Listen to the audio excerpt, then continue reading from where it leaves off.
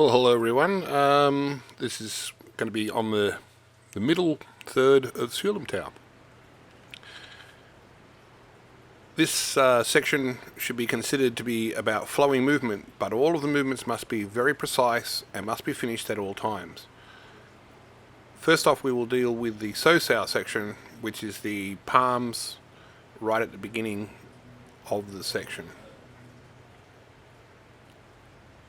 Now I'll break it down move by move. First off, there's a palm straight down with the left hand and then the right. It turns in the first quarter of the move and the palm is whipped down in the last section. It just turns in place in the first section and goes straight down. This is how the heel of the palm thrusts forward. And now we do with the right hand, which is exactly the same. Now in this position you have two possible choices. Not outwards, but they can be parallel or they can be slightly inwards.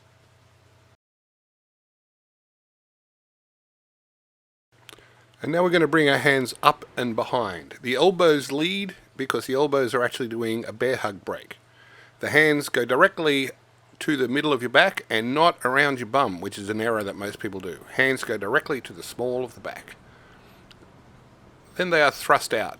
Your hands stay together and your elbows as straight as possible. This is difficult for most people. Most people can't do it. Now your elbows stay where they are while the hands come round to the front. This is very important because you want the elbows behind the power of the next strike. The thumbs are at about your belly button height and then they thrust forward at an angle of about 45 degrees. Now we've got some common errors. On the first one, as you can see, Andreas has flared his hands out rather than straight down, and on the second one, they are too much towards the front. In this one, on the one on the left, the elbows are too far out. This will not work against a bear hug, and in the palm strike behind, the hands have not stayed together. They've either flared out or he didn't bother trying in the first place.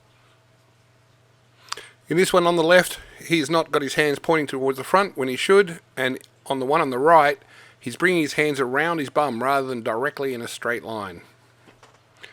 In this one, when he's done the palm strike behind, his hands are bent outwards rather than inwards and the elbows are not straight enough. And now just a repeat of the So-Sao section, which is a very important section of this particular form. Before we go into the next section from Lanzhou. This is not, technically speaking, Lanzhou. It's not a technique, it's a position in space so that you could do the Manzhou and the Jump-Sao later. But first we'll break it down anyway. Basically lift your hands into place. Just lift them straight up, it's the center of the chest. The hands are lightly brushing each other and the center of the arms is at center high, where we found at the beginning of the form. There are two possible positions. One is with your hands, fingertips brushing your elbows, which makes your upper arm slightly divergent. And there's the other one where your hands, your upper arms are parallel, so your hands overlap your elbows a little. That makes the upper arms parallel. Having the upper arms parallel is considered advanced because doing the Jump-Sao as the next move is more difficult.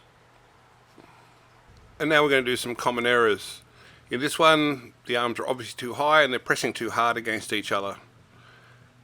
In this one, the hands are also slightly too high, they're too far away from each other, and the fingers are not precisely at the elbows or just past them. And this is obviously the hands are far too divergent.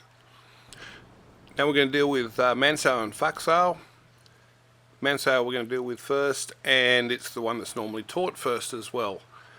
Your elbows move and then your hands. The elbows clear the way and then the hand strikes at the throat height. Mansao is usually used on the outside of your enemy's arms and the hands are canted forward at the end for the strike. The entire movement is horizontal. The elbows and your hands stay at shoulder height and the force is directed outwards and not in a circle behind your back. Mansao is usually taught first, and it's the top diagrams, with Faksao taught a bit later and is considered slightly more advanced. The Munsao, as you can see, you start with the hands parallel, while in Fuxao you cant the wrists slightly and the wrists move in as straight line as possible to the enemy's throat. The usages are entirely different. Munsao is used on the outside, seeking the person, and brushes aside any blocks or hands that are in the way, while Fuxao is usually used internally inside the enemy's hands and is a whisking motion directly as an attack. It guards the elbow simply by being in the right place. Munsao and Fuxao have the same end position with your hands slightly canted, the elbows and hands being at shoulder height. Both of them can be done in any direction, not simply forward. And the elbow doesn't drop down, but sometimes when you're doing Chisao, when you're facing an opponent, Fuxao, in usage in Chisao, you will drop the elbow when it's on top to control the enemy's hands, but not the usage that is in Shulim Tao, which we are discussing. The return is the same for both hands, no matter whether you started from Fuxao or Lansao. The hands return the shortest possible path. The hands move first into place and they end up with the right hand on top. As they started out, it was the left hand on top, and now it's returned, it's the right hand on top. And as before, there are two options, the advanced one being shown here with the fingers overlapping the elbows. And now for some common errors. In the first one, the elbow is dropped down. This is incorrect. On the one on the right hand, the hands are straight, they're not canted inwards. In this case, he's got little wing flaps up. They should be horizontal to the shoulders, and they're not. They're upwards. Okay, in this one, they're not shoulder height, and their wrists also straight when they should be canted towards the front. In this one, they're circling around behind. They should be a straight line. The force should be outward radial from the body. In this case, the person is moving his hands in a circle, and so the force is going backwards and behind. In this one, they're returning the same way. He's moving his hands, his elbows are straight, and they're gathering in. Some people seem to think that this technique is some way of gathering somebody's fists in your face, which would be suicide at best.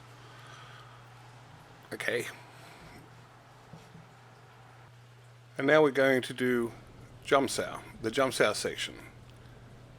This is considerably slowed down so you can see it. On the first move, you put your left hand just inside, in a Wusao position, just inside the elbow. Nothing else moves. So you've moved it in, and now you bring your elbows together. At this point, they'll be about a fist away from your chest, not a fist and a thumb. So they're just about ready to do Jumsao. And now what we do is we chop forward with the elbows. Don't swing the wrist down, but chop forward with the elbows using elbow force. The top of your hand and your elbow both move about a thumb distance. So now it's a fist and a thumb away from your center. The whole of the forearm presses forward evenly, not swings down. Here are some common errors. In the first one, he swung his hands down, he's chopped. In the other one, he's moved his elbows out so he can get his hands together. Both of these are not correct. And now we're doing the twisting of the hands and the Biusao section. The hands merely stay in space. They flip up and then flip down along the axis of the center of the hands. There is nothing else. The forearms doesn't move. The whole body doesn't move, the shoulder doesn't move, the elbows don't move out. They simply flip up and flip down as fast and as snappily as you can. It's an exercise for other parts and other techniques. It's not a technique in itself. If you try to do it 20 times or 50 times in a row or for a minute, you'll see that it really is an exercise. It's very hard on the hands. Next, Jutsao and Biusao. Jutsao, the elbows pull back to center. This is very important. They don't just come back along your body, but to your center. And then Biusao, the fingers are thrusted straight forward along that upward angle. And now we're going to deal with some common errors. In the one on the left, you can see that the man has brought back his Jutsao with his elbows to the side of his body instead of to the center. On the right hand side, he's brought his elbows into center all right, but he's brought his hands back vertically, so he's looking like, we call it looking like Skippy the kangaroo. In this one, the person is Jutsaued, but he's Builsaued, but he's done Builsaued with his fingers flipping up into the air. One on the right, he's doing Jutsaued again, but his hands are all loose and they're not together, making a proper Jutsaued, which is pulling someone in using the friction on the inside of the wrist. It won't work if the hand is relaxed like this. This is just a recap of the Jutsaued and the Builsaued section, and now we're going to go into the long bridge part of the middle section of Schulim-Tao. So first we'll do long bridge down. It starts from where the Builsaued is at throat height, and it descends using the wrists to snap until the wrists are around about 45 degrees out or level with your Tantien. You strike with the heels of the palm. The heels of the palm lead the strike. It's quite forceful. Here it is from another angle. The wrist snap the heels of the palm down.